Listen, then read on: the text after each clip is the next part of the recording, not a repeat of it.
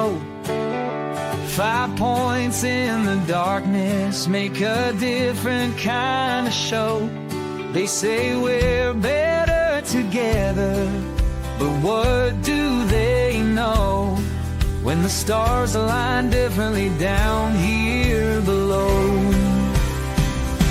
And maybe we'll rise when we cut all the ties.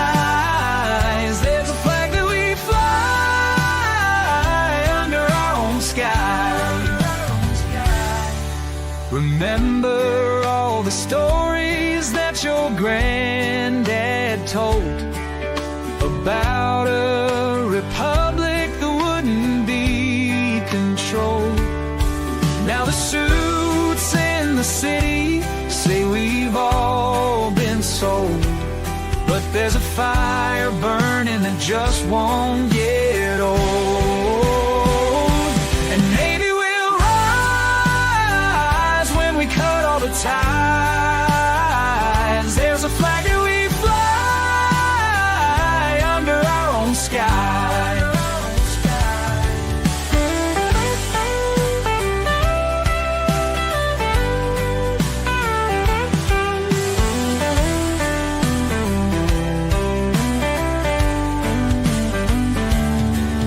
They draw their lines on paper, we draw ours in the sand.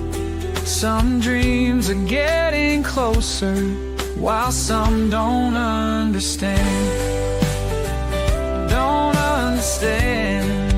The highways stretch forever toward a setting sun, where cattle graze on memories of battles won. They say unity's the answer, but maybe we're done with playing by the rules of the chosen ones.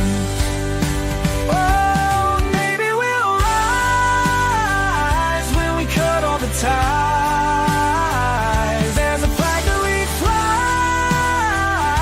under our own sky.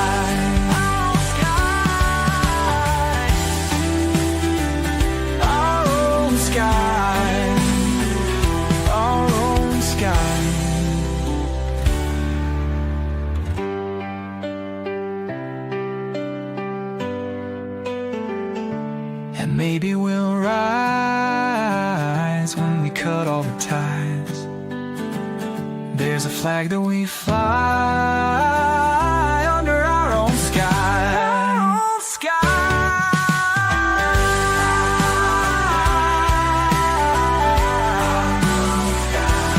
Our own sky.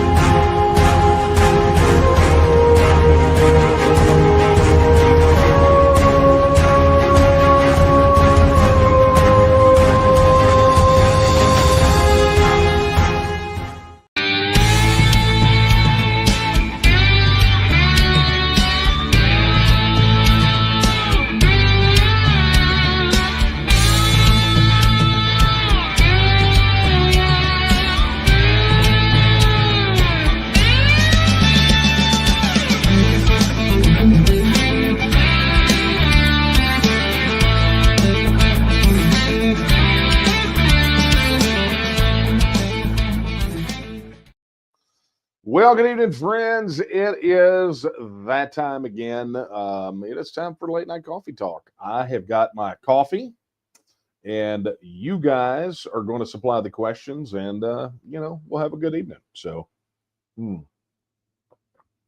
I slid in here right under the wire. You might have noticed that we're about a minute late tonight. That's on me.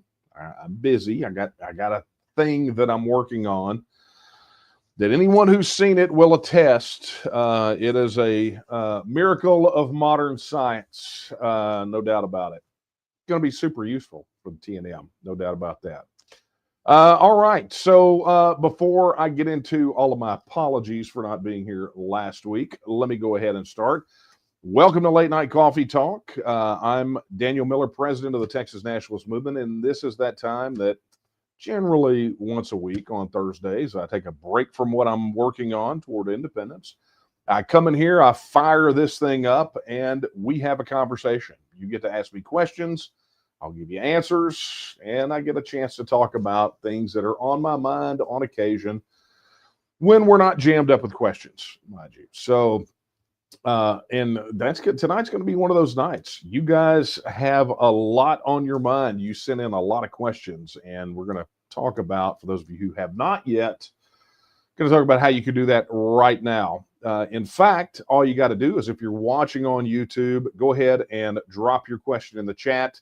Super chats are active and very much appreciated. And while you're there, why not like, share, subscribe, hit that notification bell, do all the cool things that you know to do on YouTube. Additionally, we are on Rumble tonight, and all you got to do is drop your question over there in the chat on Rumble. And, look, give us a follow, give us a like over there as well. If you are watching us on X, a lot of you guys are switching from X back over to YouTube. It's been an interesting trend to watch. But if you're watching over there, all you got to do is drop your question in the chat and be sure to share this, like it, do all those kind of cool X things. And if you're watching on Facebook, you know what you got to do. Drop your question in the comments on this video and be sure to like and comment and share while you're there as well, so we can get maximum reach. A lot of people don't realize this, right? They just they watch this on whatever platform they watch it on and go, well, you know what, how come there's only, how come there's not a bunch of people on here? Well, it's because we're across every platform you can imagine. Like, I just listed off the ones tonight where you can actually pose a question, right? Not everywhere we're live streaming. So, when it's fragmented like that, you got to try to hit everybody you can, give everybody an opportunity to watch and or participate. Also, look, if none of those things are your cup of tea, then easy peasy, lemon squeezy. If you will watch the bottom of your screen, you will see an email address scroll by here very shortly where you can email your questions. It was also in the email that went out today. But you can send it to coffeetalk@thetnm.org. That's coffeetalk, all one word, at thetnm.org. And, it'll be down here on the screen somewhere. Like really soon, I think. Anyway, all right. Well, look, we've got a lot. Now, let me get over to the obligatory apologies. This was last week was another one of those situations where I just could not be here for Coffee Talk. And I thought, maybe I'll try to make it up on Friday. But look, nobody wants to see or hear from me on a Friday night. So, it's just, we're just going to, if we miss, we're just going to catch up the next week, right? Just gives us a lot more to talk about. So my apologies for that. It just scheduling just did not work out. But look, in the meantime, there's been all kind of wild things, right? Texas voters went to the polls and did what they normally do on Tuesdays, which is vote yes on pretty much every constitutional amendment. And some people still question the wisdom of us wanting to put the TEXIT referendum question on the constitutional amendment ballot. Not as a constitutional amendment, but, so it can be revenue neutral. Won't cost anything because they always have them. Every 2 years you have one because the legislature is forevermore passing constitutional amendments. But, the likelihood when a constitutional amendment goes on the ballot, the likelihood of it getting passed is hovering about as close to 100% as you can get. I mean, that's always good money. And the unfortunate part about that is that even bad ones seem to snake through because, frankly, most people don't pay attention. They go vote because they believe it is their civic duty to do so. They think, all I need to know about this particular thing is written on the ballot. And they read it and they think, okay, this actually sounds pretty good. not realizing all of the nuance that goes behind the scenes or all the rest of the wording. I think it would be hilarious if the government was forced to put the full language that they intended to use on the ballot itself. That you might see some different outcomes if that were the case. And look, I haven't checked lately, but I had heard that there had been some discussion about a lawsuit about improper ballot wording. So it's why it's so stinking important. Why did people say all the time, look, why are you guys so particular about the ballot question for the referendum? It should say this or it should say that. And it's like, no, you don't get to do that, right? We've seen plenty of independence referendums out there. We've got a big body of study on the TNM library, library.tnm.me. There's actually an academic research. There was a paper that was submitted that deals specifically with the wording of referendum questions on the issue of self-determination. And so I'll save you the dry read because I've read it. I keep it pretty handy all the time. But bottom line is is that how the question is worded, particularly on an independence question, matters a lot.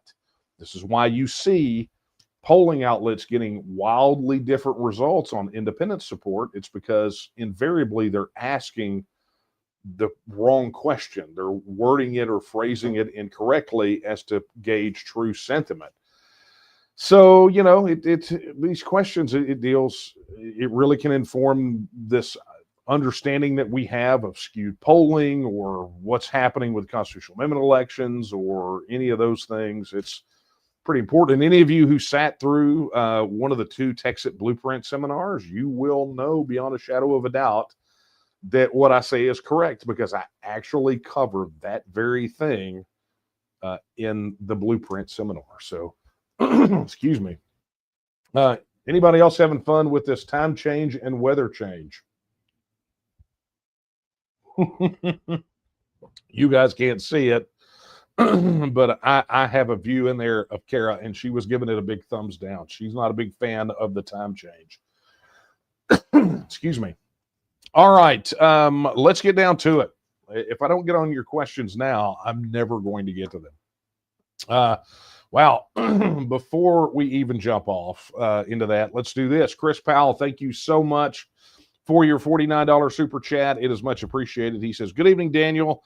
I'm sure everybody is itching to now talk about what happened and why the Republican Party chair resigned with some other. There is no one day and someday during the week. I am so confused at this point. The time is now. Let's go win together. God bless Texas. Yes, I can get behind that last part of that, but I'm not sure. The Republican Party chair didn't resign. Abraham George is still the chair. I get it. I think you're talking about the resignation of Jen Hall, the executive director, and one of the other staffers there. And I am, until I find out more, I'm reluctant to comment on it. I mean, it's oddly, it's not a whole lot of our business. It's internal Republican Party business. But I think I suspect that we'll get over as the days go by. We'll get more and more of the story. So I think that's what you're talking about. I don't know, but it's I must say that it was quite an interesting resignation letter. So we'll leave it at that. But thank you so much for your super chat, Chris. All right. Let's see here.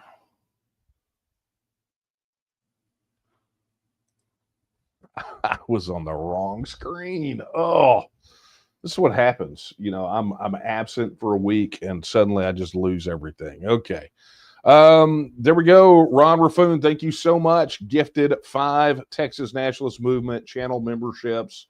So those of you who are now the lucky recipients of those, please hop into the chat and give Ron a big thanks. The way that this works, we have channel memberships, which we have some additional content that's for members only. Remember, the aforementioned TEXIT Blueprint, all the videos for that are right there exclusively for members of our YouTube channel. And, it seems like on a regular basis, Ron is gifting channel memberships to people. So interestingly enough, I found out that the channel memberships, you can only gift them during a live stream, and they are only gifted to people that are on the live stream. So if you were one of the lucky recipients, give Ron a big thank you, and I thank you, sir. All right, let's get down here. Okay, this is from Alec. He says, President Miller, that's very formal of you. I emailed with details, but I wanted you to know, if you did not, that you're invited to my future State Guard graduation. P.S. Victory to Texas. I left the National Guard and I went state. Good for you. I think the State Guard is going to be the absolute, I think for us, that is going to have to be the backbone of a future Texas military. I think we have to start there. That's not the end all be all. It's not the most ideal scenario.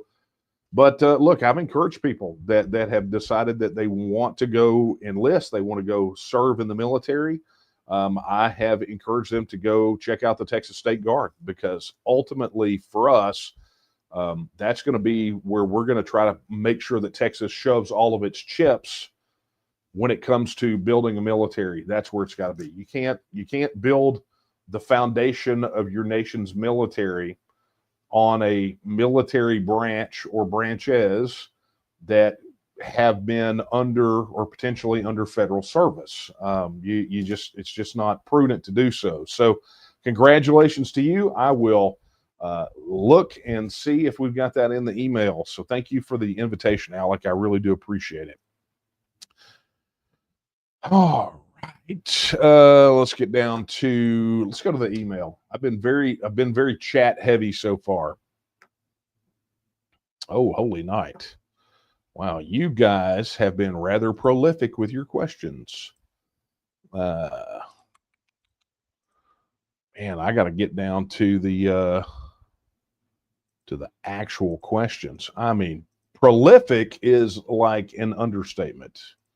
There is a ton of these, and I don't mean just like for the last 2 weeks. I mean, you guys got busy today. All right, let's see if we can get to one of these. All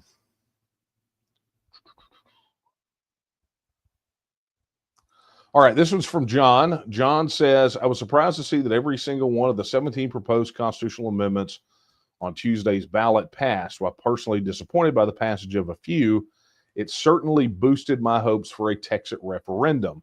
It seems as if anything making it to the ballot will be passed by Texas voters. Perhaps a too simplistic view, and curious as to your thoughts. I actually gave you my thoughts a moment ago. It's just, look, statistically speaking, if a constitutional amendment makes it, if anything makes it on the constitutional amendment ballot, the odds are going to be that it passes. I mean, and there have only been a handful that have been shot down over the years. But I don't know what the cause of that is, other than perhaps what I talked about a moment ago, which is people feel like they want to go vote because they're doing their civic duty. They have very limited description of what the amendment does on the ballot, and at first glance sounds pretty good.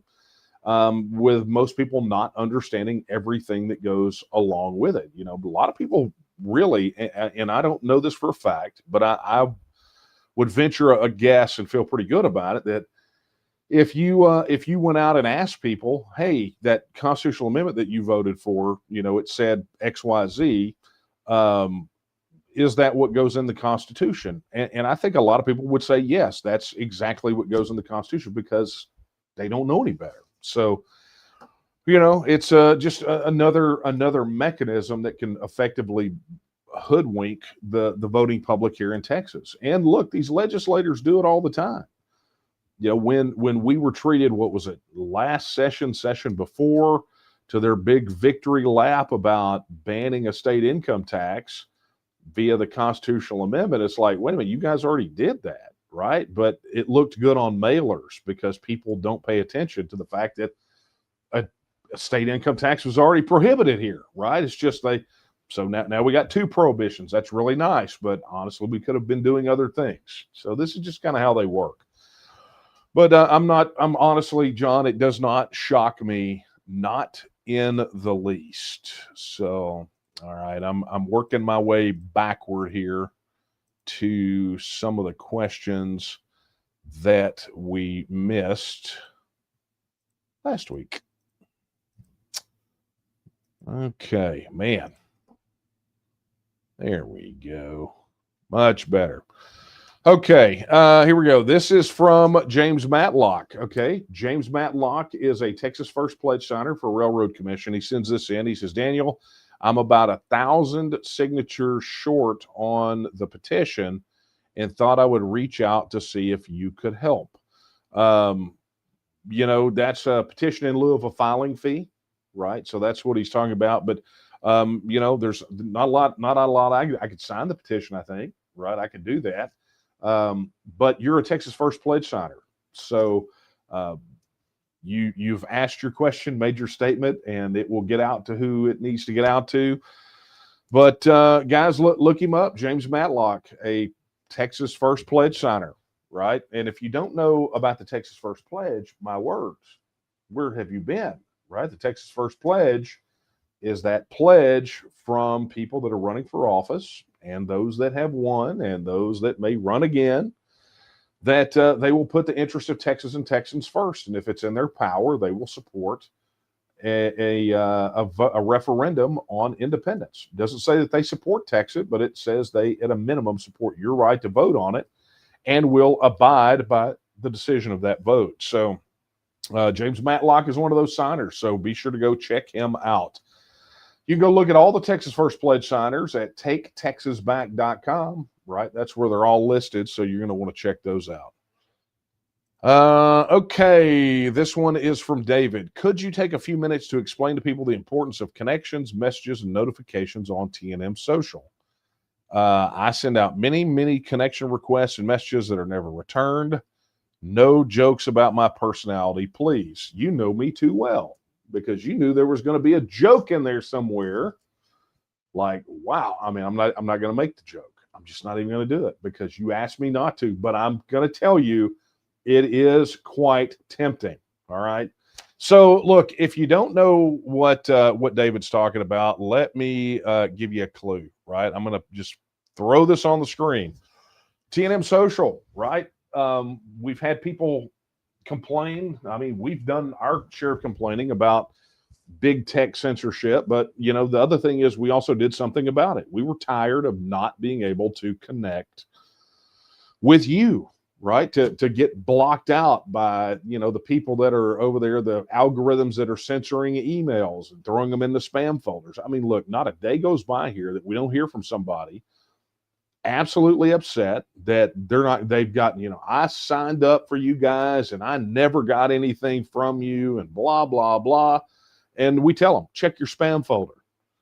And they go look, and lo and behold, there's 18 months worth of messages that they never, ever saw. We go post on all of the major social media outlets, right? Some of the people where we're broadcasting this here, Facebook and X, we go post on those guys. And we hear all the time, you never show up in my feed. The algorithm is not. So, instead of just complaining about it, we decided to do something about it. And that was why we launched TNM Social. But it's not just so that we can communicate with Texas independent supporters. It's so that you can communicate with each other. Many of you don't realize this, but for a very long time, as part of the intake, all new members were given a new member survey. And we asked them over and over, why are you joining the TNM? Why are you doing it? What is your purpose? What do you hope to get out of it? And when you analyze all that data, it really boiled down to two things. Like virtually everyone boiled down to two things. Number one is they wanted more information, more insight, more connection to the movement to make Texas an independent nation, right? It's one of the reasons we focus on a ton of material, lots of content, resources, education. But the other thing is they wanted to communicate, they wanted to connect with like-minded people. They wanted to be part of a community centered around the idea that Texas is and should forever be an independent, self-governing nation state. They wanted to connect more. And I say they, you, if you're one of those people, that's probably why you're here. Honestly, you're not here week after week to hear me answer questions over and over.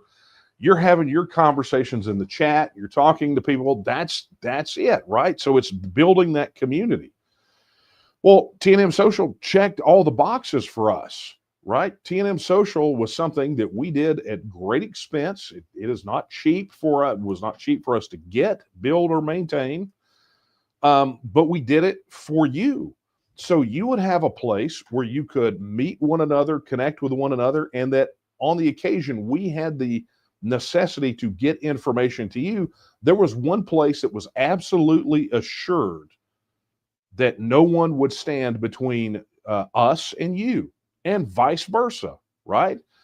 And so that's why TNM Social exists. And so if you want, if that's something that interests you, right? If you want more connection, more communication, not just with the organization officially, but with one another, then why do you not spend time on TNM Social, right? Why are you not over there connecting with one another?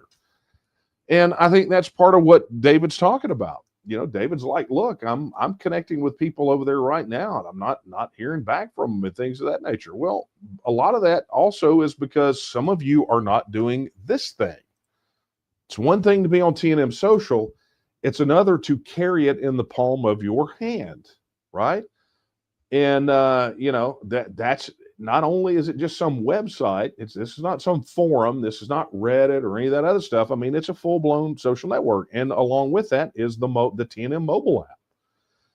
And so I know that when I got a message from Jerry earlier, and boom, it fired off an alert, and I messaged back and forth with people, and they message back and forth with me, and we go post information, and we comment on one another, we encourage one another, we share information with one another. That's what we do. And you know, if you're just tethered to your computer, you're getting part of the story, and you're relying on the fact that you're going to remember on a regular basis to go there and log in, right? So that's why I downloaded the app. That's why I carry it in the palm of my hand, and that's why I continue to do so. And so I would encourage all of you right now, if you are already on TNM Social, go over there and post. Like go make a post here. And if you're not on TNM Social, then what you should do is you should go to tnm.social, and you should go create an account. You can actually create an account with your other social media accounts and log in with that. But go create your account and go get stuck in. You know, if you want community, if you want the sort of camaraderie, then you got to go get stuck in, right? This is a two-way street. And so everybody be sure to go over there and just post a message and tell David, say, David, I'm here, connect with me.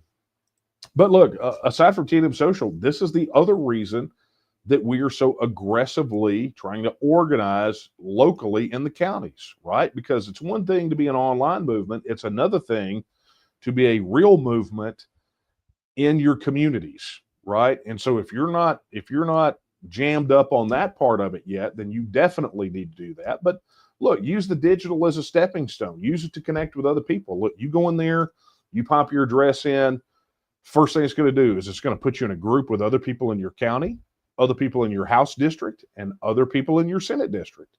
And the other thing is, when you pop your interests on there, it's going to put you in groups with other people that share that same interest. Are you a gun enthusiast? Are you a homeschooler? Are you in ag and farming? Are you in ranching? Are you a pastor?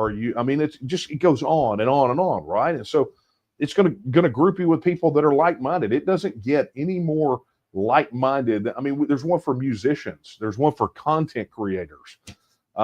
There's one for propeller head technical people like me. I mean, this is what it's for. So go use it, right? David, I don't know if that's what you wanted me to do, but that's what you got. And I did not make a joke about your personality. You're welcome. All right. Let's go over here to the chat and see what we got. For those of you just joining us, Late Night Coffee Talk, Daniel Miller, president of the Texas Nationalist Movement. Drop your questions in chat wherever you're watching this, or you can email them to coffeetalk@thetnm.org. And if you are just now joining us, your tardy slip is available in the front office. All right.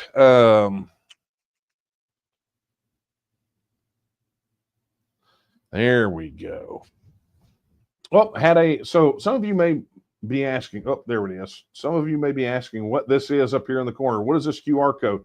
Those who don't want to do a super chat, right, where 30% of it goes to Google, you can pop that bad boy right there. And what it will do is it will allow you to go make a donation directly to the TNM, right, where Google's not taking 30% of it.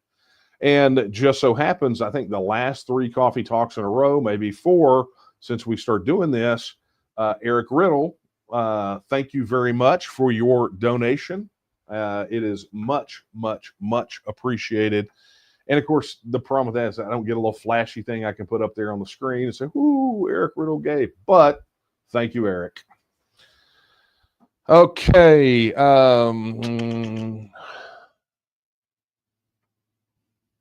right, here we go. William says, I asked last time what an independent Texas look like as far as government structure, military, and economy. Okay, that is a very, very, very broad question, right? That's like multiple episodes, right? But let me just see if I can encapsulate this for you. What government structure do we have right now? Well, we have a constitutional republic, and it's structured with an executive branch, bicameral legislative branch, and we technically have 2 supreme judicial branches, one that deals with criminal matters and one that deals with civil matters. Texas independence is that, right? Until we change it. And so I'm just going to give you a very important sort of doctrine, if you want to call it that. But here's what helps, I think, short circuit a lot of questions people have. You have to understand that things are as they are until those things change, right? So Texas changes its status from being a state of the union to being a self-governing independent nation. Well, what else has changed? Well, nothing until we change it, because we have the power. Article 1, Section 2 of the Texas Constitution, we have the power to change it any way that we want to. Let's say we don't want 2 Supreme Courts. Maybe we want 1. We could combine them if we wanted to. But we have a functional, a structurally functional government, right? So what will it look like? Well, until we change it, it's going to look just like that. What about the military? Something that is covered quite in depth at this wonderful website. You may have heard of it. I don't assume, but it's texitnow.org. Oh, hang on, the chat's covered it. There we go. It's called texitnow.org, right? Where it has answers to the most frequently asked questions about the entire TEXIT process, dealing with constitutional issues, structural issues. I mean, all those kinds of things, right? So I would encourage you to go over there. But something we have talked at length about is what happens as far as the military goes. Something that we covered quite extensively in the Texas Blueprint. We've written about it extensively, but it's really about understanding what the process looks like. And so, William, this is what I would encourage you to do. I would encourage you to head over to TNM Social, sign up, get in the TNM Academy courses that we offer for people that just kind of, you go sign on TNM Social, you have access to pretty much all of them except for leadership courses, and those are reserved for people that are leadership applicants. But it's stuff that covers the basics. Welcome to the TNM, TEXIT 101, all those sorts of things. You talk about economy, right? Well, what will the economy of an independent Texas look like? Well, we're the 8th largest economy in the world right now. There's every reason to believe that Texas, as an independent nation, would become the 5th largest economy in the world. At worst 6th, but probably 5th, the 5th largest economy in the world. And so when you say the economy, I mean, are you talking about, are we talking about trade? Are we talking about currency? Are we talking, I mean, the question is quite nebulous. But what I'm going to ask you to do is just go to texitnow.org, go read through those questions over there. Additionally, if you want to get a little bit deeper, go over on TNM Social, sign up, and get in those academy courses. And trust and believe, there's more information over there. There's enough to choke a donkey. So there would be your answers to your questions that are, this is very nebulous, very big to get around, and there's no way I can answer them specifically because they're not specific, right? But I did give you a good place to go start. So be sure to check that out, William. Thank you for your question. Okay. Let's go back over here to the emails.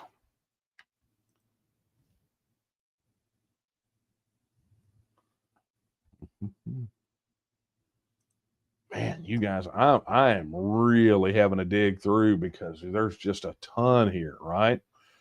Okay, this is from Carl. Carl says, so now the first midterm elections are over. What is our next step besides still talking with and enlightening folks about TEXIT, in case others want to know but didn't ask here? Good question, Carl. Thank you for being the proxy for people who are thinking it, right? But look, I'm still processing the election results, from the other states, and all these people. So nobody likes "I told you so," but all these people talked about how United States round of the corner, Donald Trump is now president, and all these cool things are going to happen, and we're not going to have to worry about X, Y, Z. We still got no Epstein files. We still got no Fort Knox audit. We still, they assured us, hey, look, the people that want to make America great again are rising up in these various states. And New York City just elected an absolute abject socialist mayor. Republicans, I think, I don't know what Trump's endorsement win rate was, but somebody told me it was close enough to zero to nearly be zero. So, I think, folks, you got to start facing facts. Is some of these places, these votes are not mistakes. This is how people think, right? This is how they think. This is what they want. And so consequently, you have to ask yourself, can we continue to be in a union with people like that? Can we be in a union with people who want absolute malice and Marxist to govern them? They want to live under that sort of thing. I would suggest not, right? But that's a hard question for you. I've answered that question a long time ago. I mean, all they're doing is just, I'm not going to say they're proving me right, and I'm not going to say I told you so, but for all of those out there that were, doing the hokey pokey on this sort of thing and kind of maybe wavering, I really don't know if we need to do this. I think we can turn this thing around. I will just say this. I informed you thusly. What do we do? Okay, what's our next step? Our plan has not changed, Carl. You know this. I know you're asking for other people, but our plan hasn't changed. It's exactly what we laid out in the TEXIT blueprint. The path is still the path. It's always the path. It's always going to be the path. Again, the rate at which we proceed down that path is completely contingent upon the desire of the people to do it. Remember, all political power is inherent in the people. Not all political power is inherent in the plan, or Daniel Miller, or the TNM, or Carl, or anybody else. All political power is inherent in the people. What's the biggest stumbling block to making this happen, to having this done already? The people are not ready for it yet. Or maybe they are. Maybe they just don't know how to do it. Which gets me to the real situation, right? The real situation, which is, we know that our people are out there. They're people that are just like you and I, that believe that Texas would be better off as an independent nation. The problem is that they have not been connected with a movement that can make it happen. They don't know that there is a way to do it. I'm not going to go into all this stuff about how we can't communicate with people, even though we try, right? That's why we have to have volunteers in the field connecting with voters to let them know that we exist and to connect them with the organization. Look, we could go have a million conversations, but this is not a hot air balloon, right? This is a people movement. It has to be. All political power is inherent in the people. Not all political power is inherent in the paragraphs that you can vomit on everybody you see. It's great to have conversations. But at the end of the day, if you are not moving and motivating them to action and connecting them with the movement to make it happen, then you're just having conversations. And I can tell you, look, there's a lot of things that you can have conversations about that are far easier than Texas independence. You want some good conversations? Go find your local cafe where the old guys congregate over coffee, and you can chew the fat all day long. All day long. Won't be any argument, no debate. It's just, just shooting the breeze. That's cool. Does that get us independence? Not really. It could, but how long do you have, right? How long do you have? Not saying don't have those conversations, but if those conversations do not end in some action, excellent. If you believe like this, then this is what I need you to do. I need you to register your support. Here's the QR code. Here's my form. Sign it. Here's this. What is the action? Hey, can I get your number? Would love to talk to you about this more later, right? I mean, I'm not going to go into all the techniques tonight and all the things that you need to do, but suffice it to say, we continue on. It's the same plan. It is exactly the same plan, Carl. Nothing has changed other than we have been vindicated yet again. We've been vindicated. So it's just ammo for us. It's ammo for us to go out there and go, hey, you see what happened up there in New York? Well, do you want that here?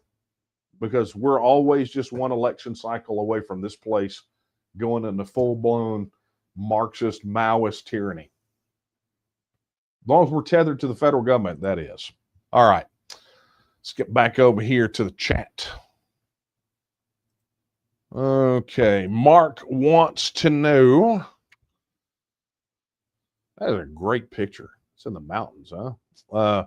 What would it take for a TEXIT referendum to get on the ballot? Very good question. So here's the bottom line. For a TEXIT referendum that would be binding and actionable on the ballot, we need legislation to make it happen, right? This is why, not this past session, 2 sessions before, the Texas Independence Referendum Act was introduced that would effectively give Texans a vote on independence. It is such a great thing, to be able to have those 2 notches on the belt, that the bill that they said would never get filed got filed. And it'll get filed again. This last session was not conducive to that sort of thing. We had more people in the House than ever, but it was not conducive to any sort of action on that piece of legislation. But next session, we'll get it filed again. And, and I think the question becomes at that point, if we get it filed again, are we going to be ready for it?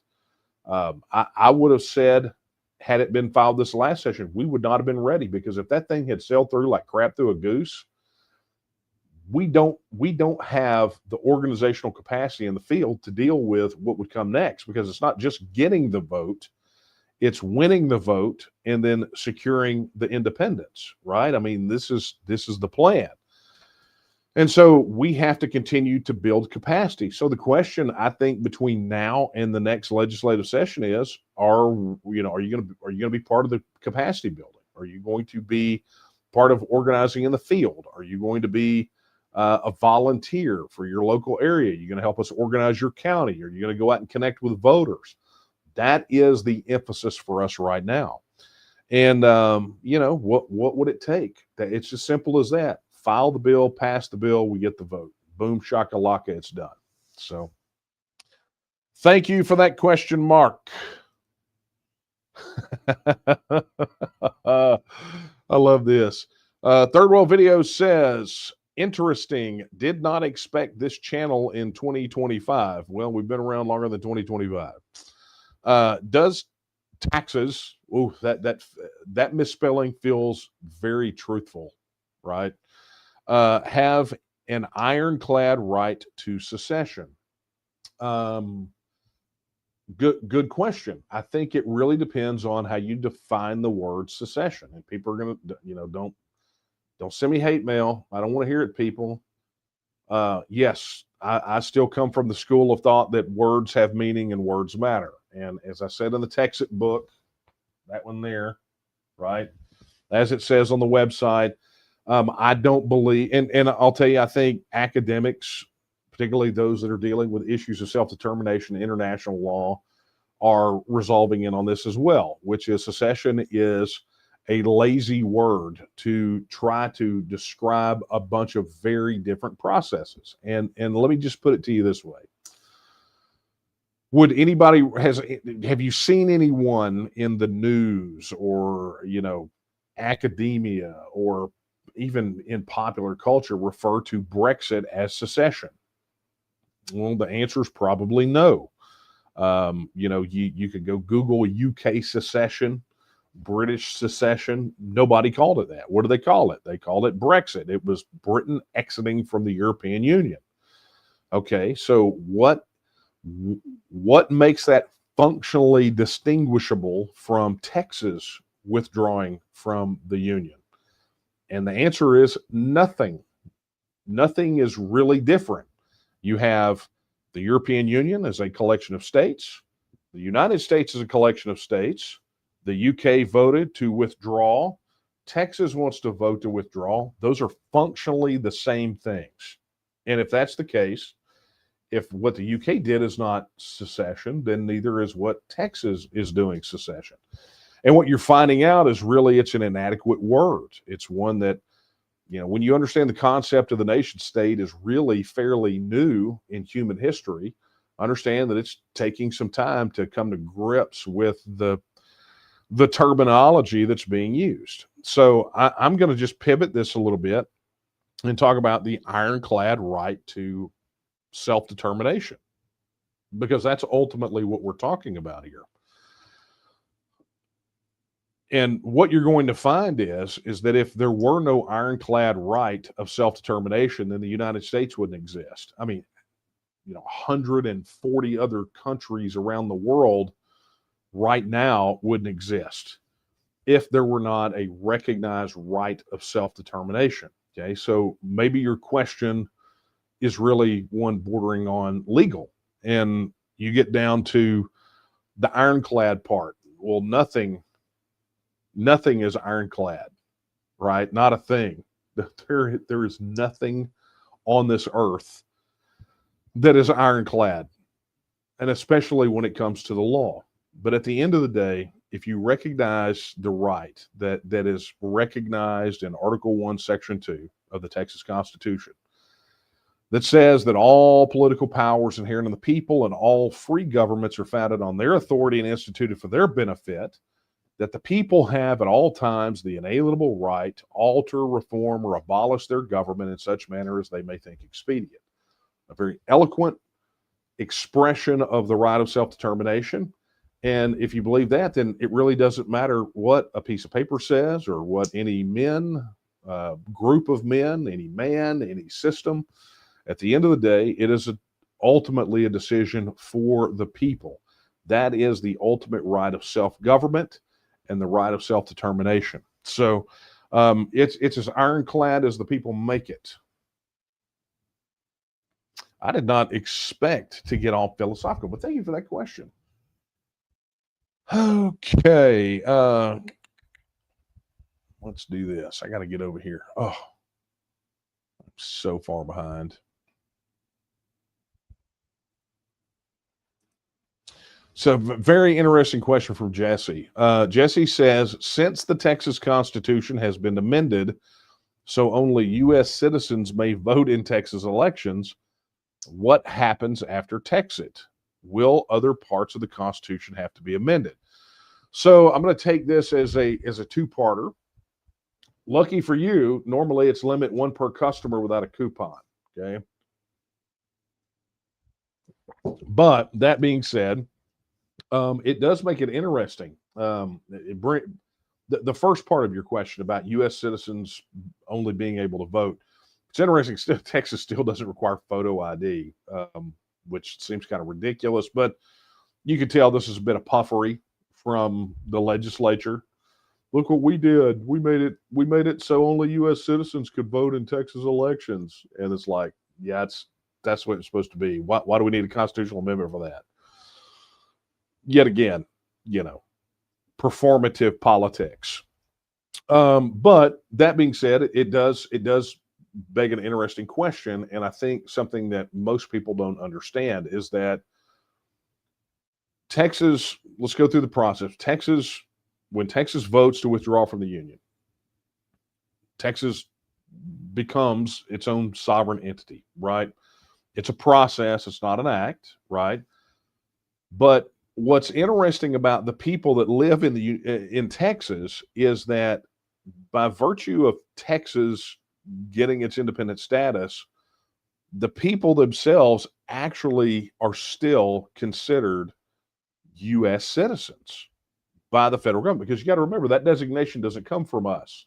That designation comes under federal law and the Constitution and all that. And so essentially what you wind up with is a situation where Texas becomes a self-governing independent nation, and everybody in it still under federal law has U.S. citizenship. Now, federal law is very clear on what the process is to shuck yourself of the federal citizenship, right? They've got this whole expatriation process you can go through, but they're very clear.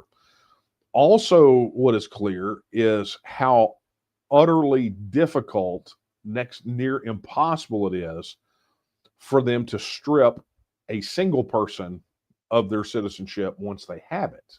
Okay, so the issue here is not on our side. Whatever laws we make, if we accept dual citizenship, that's fine. If we don't, that's fine. It doesn't matter to us. Any kind of difficulty is on the federal side. Now, there are some things that go along with that. We actually talk about those several places, whether it's on texitnow.org, whether it's on, I think there's some articles on the news site, the Texan Partisan. I mean, we've talked about this one extensively, right? But there is this process after the referendum and until we are fully independent.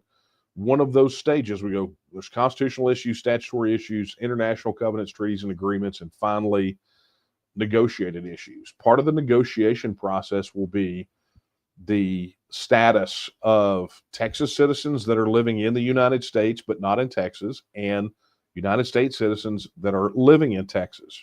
That will be naturally a part of the negotiation process, something that will have to be hammered out. But at the end of the day, if there is no agreement, then it doesn't matter to us because, the Texas can do with it whatever they want to. If they want to accept dual citizenship, that's fine. If they don't, that's fine. It ultimately becomes our choice as to how to deal with that. Again, all flaming hoops that have to be jumped through are on the federal side. Okay. And then to your other question, will other parts of the Constitution have to be amended? Yeah, there are some, and we lay those out pretty well. Some of them are super minor, right? Like changing the name of the office, the chief executive, from governor to president, or lieutenant governor. Very simple things like amending the Constitution to eliminate all references to the state of Texas and change them to Republic of Texas. There's things like that. Then there's some larger things that we have to consider, right? Constitutional changes. For example, as it stands right now, by virtue of our membership in the Union and the fact that the Constitution we live under here in Texas came well after our reintroduction after the war between the states, the fact of the matter is that by virtue of our membership, we have given all those things to the federal government, shucked off all those responsibilities and powers that are covered under the U.S. Constitution. For example, foreign affairs, right? What you would think of as the Secretary of State on the United States side. We have a Secretary of State here, but they don't do any of that kind of stuff, because being a member of the United States means you have a common foreign policy. That's the way it is. That's the way the document's written. So we have to amend our Constitution to essentially line out what that power looks like and what that office looks like. Are we going to give it to the Secretary of State? Are we going to have a Minister of Foreign Affairs? I mean, what is that going to look like?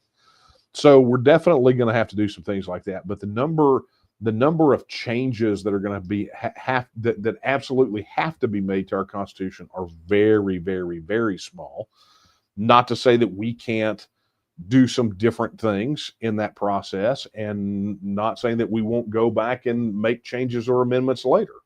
But the fact of the matter is that to get us from where we are to right at where a nation state needs to be, that gap is very, very small.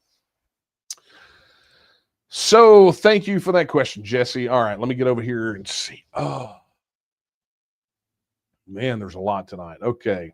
This is what happens. This is what happens when I skip a week. I'm going to try to rapid fire these, see how many I can get through. This is from Michael in Tyler. Hey, Michael in Tyler. Good evening. I've missed a number of shows, and I apologize. The following have already been answered. There seems to be many question marks on here. Okay, so just so you know, I'm not going to get to all these.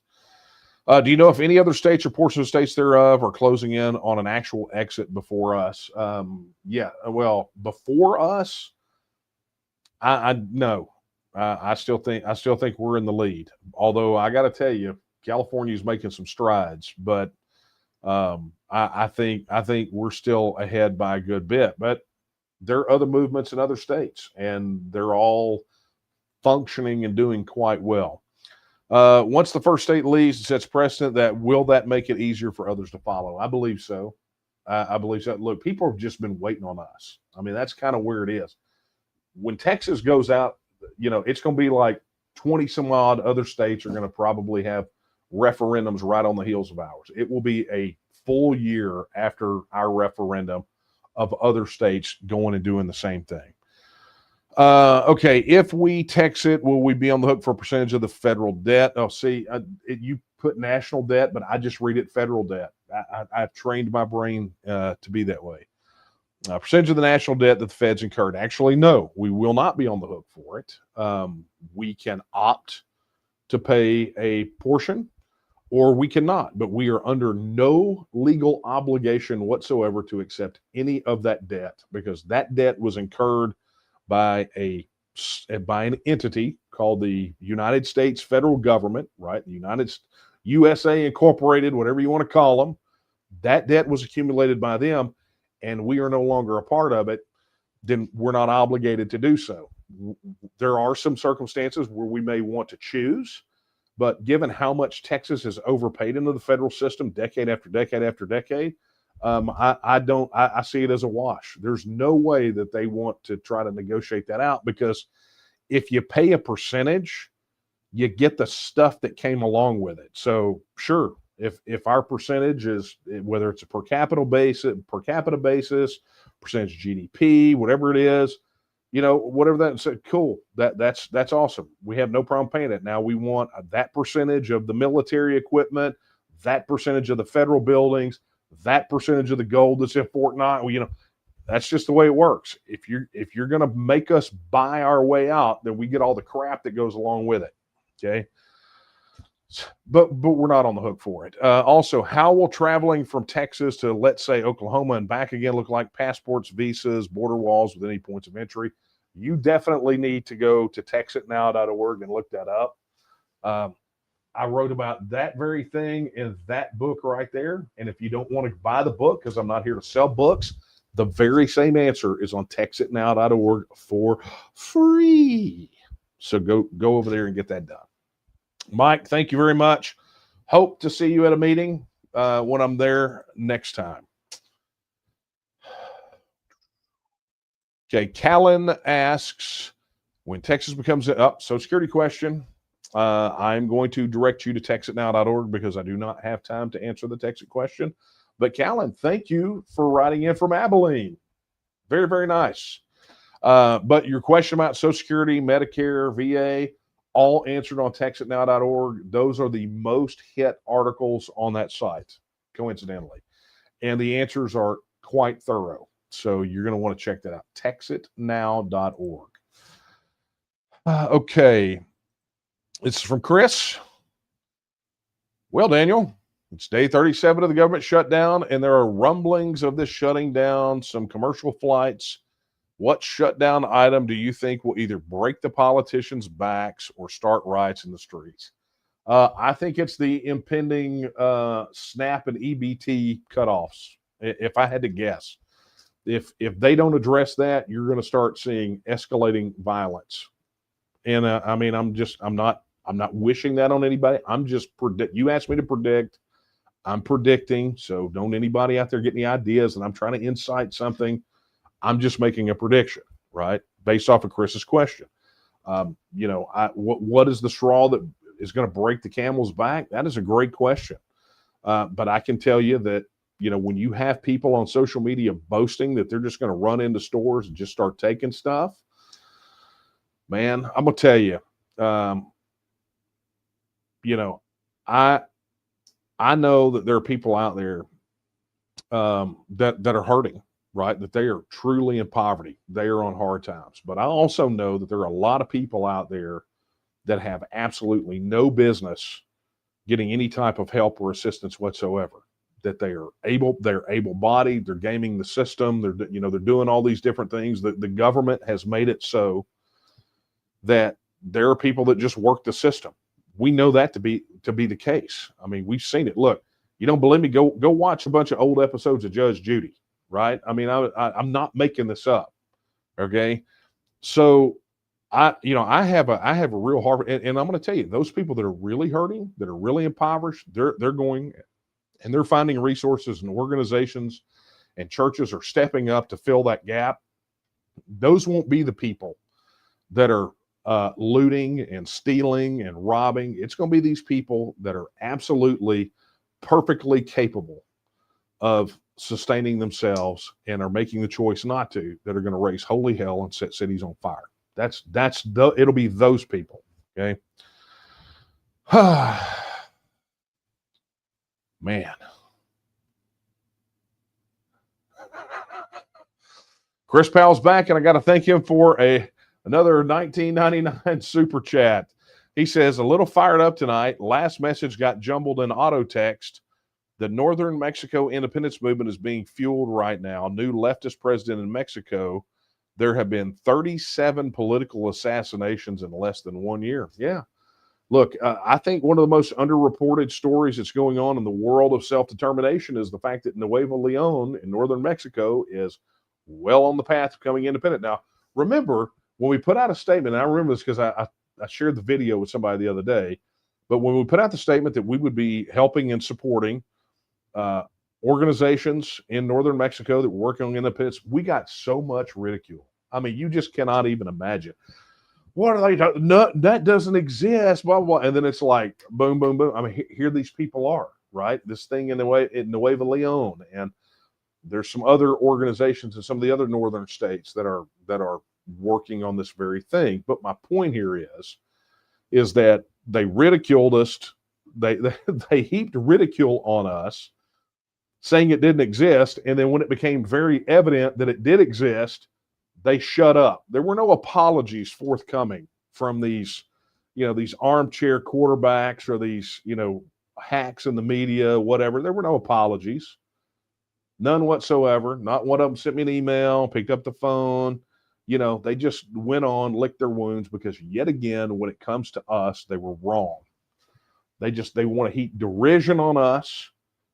And, it's not like we're over there picking fights. I'm not calling out, these media guys on here. We're not out there inciting, but they want to come take pot shots at us when we've been proven right time and time and time and time again. So thank you for the super chat, Chris. Oh, all right.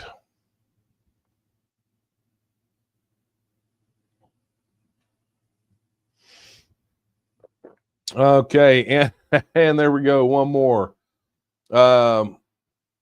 Alex says, thank you for the $2 super chat. He says, your views on EBT is the same way as my dad, 100%. Well, thank you very much. And your dad sounds like a lovely chap. So, okay. Here we go. This is from Lee. Lee says, can you explain how U.S./Texas negotiations might look after a positive tier outcome regarding intellectual and military properties and why this would be necessary? Yeah, it's, man, I hate that this one is, over time, but this is a more interesting topic. I think, Lee, what I'm going to do is I'm going to mark this. And I think what I will do is I will take it and get it queued up for an in-depth analysis that we'll publish on the Texian Partisan, because it is interesting. People have asked what some of those negotiation points would be. I know, excuse me, in the TEXIT blueprint seminar, that last section where I talk about securing TEXIT is I go through some of those things that will be discussed at the negotiating table. But honestly, that question could use a lot more depth than I'm going to be able to provide on here. So let me do that for you. And we'll get to that. Ricky Tick. All right, let's see what else we got here.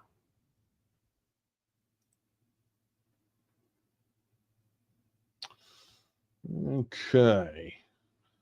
I'm trying to pull another one. Because I'm out of time, and I'm just trying to find like a really solid one that we haven't been asked a bunch. Okay, so I tell you what, I'm going to take this one, and this is going to have to be my last one for the night. But this is what Travis asks. He says, I used to be a member years ago out of Midland, and ashamedly, I got caught up in my life and its struggles. I'm interested in rejoining again and actively working as a volunteer. Well, that is going to be music to our organizational development folks' ears. You need to go to local.tnm.me and go get set up for that. But anyway, welcome home. Welcome back home. But this is what he said. I wanted, however, to hear what the TNM's position was on SB 2420. And I'll tell you, if you haven't been paying attention to this, I really could do a whole, like a podcast episode on this. But the way that they build it is they call it the App Store Accountability Act. And essentially, it was passed under the auspices of protecting children from adult content online, right? So through the phone apps and all that sort of thing. Okay, that's what it was. It's an age verification situation. But what it deals with primarily is distribution of software apps, mobile apps.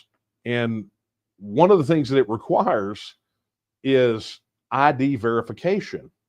Now, ostensibly, they said that they did it so that they could do age verification, but now it's mandatory, right? This is essentially what this piece of legislation did, was it made it mandatory. So you and I, to get apps for our phone, we're going to have to verify our IDs. We're going to have to essentially put our digital thumbprint on everything that we do, which is a recipe for the surveillance state. And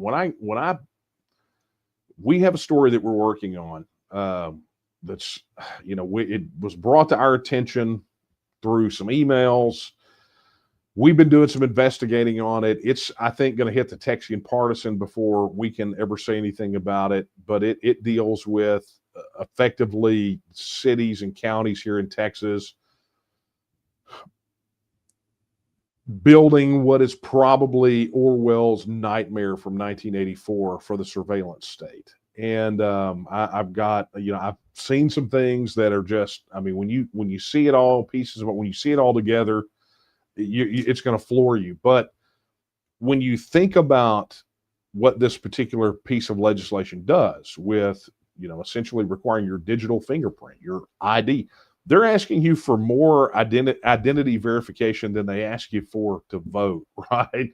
But just to download apps, and then that app is now connected to you 100% you, and therefore, you know, your privacy. I mean, if you thought the big corps were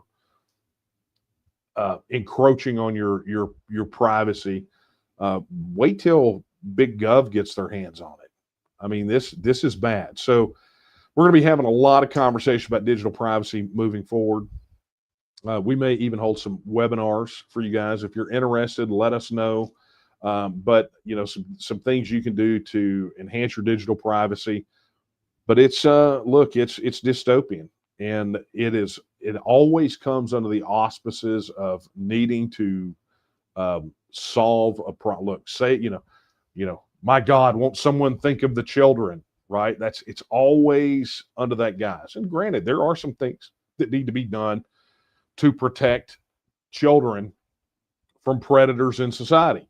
The first line of defense are parents that are paying attention, right? But big government nanny state thinks that maybe you're a child. Maybe they think that you're their child and that you need to be watched and that you can't be trusted to watch your own children, which kind of gets me to that one constitutional amendment that we did not talk about tonight. Probably need to talk about that at some point. Anyway, that's where I'm at on it. You know, the TNM has not taken an official position specifically on that piece of legislation, but we have taken some very strong positions on digital privacy, big tech, and government surveillance. I mean, as far as these guys are concerned, to hell with the Fourth Amendment. I mean, it's not illegal search and seizure if you volunteer it up now, is it? That's how they think. So thank you for that, Travis. Glad to see you're in San Antonio now. Definitely reach out to organizational development. And guys, as much as I would love to tuck into some more of these, I am just flat out of time because that work doesn't stop. I have to go in there and get back to it. That being said, I want to thank you guys so much. And oh yeah, let me, I did this. Let me just go ahead. Look at the crawler on the bottom. A big thank you to our YouTube channel members, the names you see below. Very much appreciate your support of what we are doing here, not just in the TNM in general, but also here on our YouTube channel as well. And look, I already mentioned it a bunch, had a whole question about it tonight. But if you're not registered on TNM Social, head over there and do that now. Go to tnm.social. Yes, that's tnm.social. Those addresses exist, tnm.social. And as I said, get signed up over there. Be sure you download the mobile app. Also, look, if you are not a registered supporter yet, you need to do that, right? You got to go pledge your support. Head over to tnm.me/vote. That's tnm.me/vote. Also, more and more of you have been asking, and I'm just like, how do you not know this? But you want branded merch, right? You want like shirts and hats, and many of you now sweatshirts and hoodies because the weather's getting ready to turn cold. Well, you can get all your TEXIT gear right there at texianstore.com. All the net proceeds go directly to supporting the mission of the Texas Nationalist movement. So head over there and do that today. Additionally, you want to make a donation. We got the QR code up there in the corner. But look, if you don't want to do QR codes, don't. Just go to donate.tnm.me and make your contribution today. That is what helps us keep the fight alive, right? It takes money to do this stuff. Okay, additionally, you've heard me mention it tonight, Texian Partisan, the official news site of the Texas Nationalist Movement. Head over to texianpartisan.com. There's some big things happening over there right now. I mean, not like this second, but some things happening with the Texian Partisan, and you're going to want to be a part of that. Be sure you got an account over there, too, and go comment on the articles, right? I mean, there's some of those guys over there feeling like the Maytag repairman. And I mentioned this, texitnow.org. If I did not get your question tonight, head over to texitnow.org and see if it's there. Most of them are. And if they're not, let us know, and we'll make sure that it is. Wow. That went by like that. Just snap like that. All right. I got to get back to it. I want to thank you guys so very much for being here tonight. It's always a lovely thing when we can get together. But I want to say this before I finally wrap up. If for those of you out there who don't understand that when you join the TNM, when you come in here and you get stuck in, we become a family, right? It's some people have said that it's a very weird situation sometimes, but when you get really stuck in, you get really close. And when so when one of us hurts, we all hurt, right? When one of us struggles, we all struggle together, because when one of us wins, we all win. And it's just kind of the way that we look at things. And so tonight, for those of you that even if you're maybe feel like you're on the outside looking in, I want to just invite you to be a part of us. But I've got some family business I need to take care of, and that is I need each and every one of you to pray for our dear friend Debbie Chapa. You guys know Manny and Debbie are the dynamic duo, and Debbie has had a health issue. And I'm not going to air out your business on here, Debbie, but suffice it to say that here in the Miller household, we're praying for you, and I'm asking everyone else in the TNM to do so as well. Just pray for Debbie. And of course, a very similar situation with Lynn Belk up there in Cherokee County. And Lynn, I want you to know that our prayers are with you as well. And I encourage everyone in the TNM to intercede and help in any way that they can to pray for you. And then, of course, our good friend, longtime family member friend, Regina Ross, is going to have some surgery, and she sure could use your prayers as well. I know we'll be praying for Reg, because it's Reg, and that's what we do for each other, right? So that being said, folks, I want to thank you all for being with us tonight, and looking forward to seeing you again next week. In the meantime, you know what this means, right? It means that I'm going to leave you with the words that I leave you with every time we're together. They're not my words. They're the words of Sam Houston when he said that Texas will again lift its head and stand among the nations. I believe that time is now, and the question is, will you stand with her? Good night, everyone.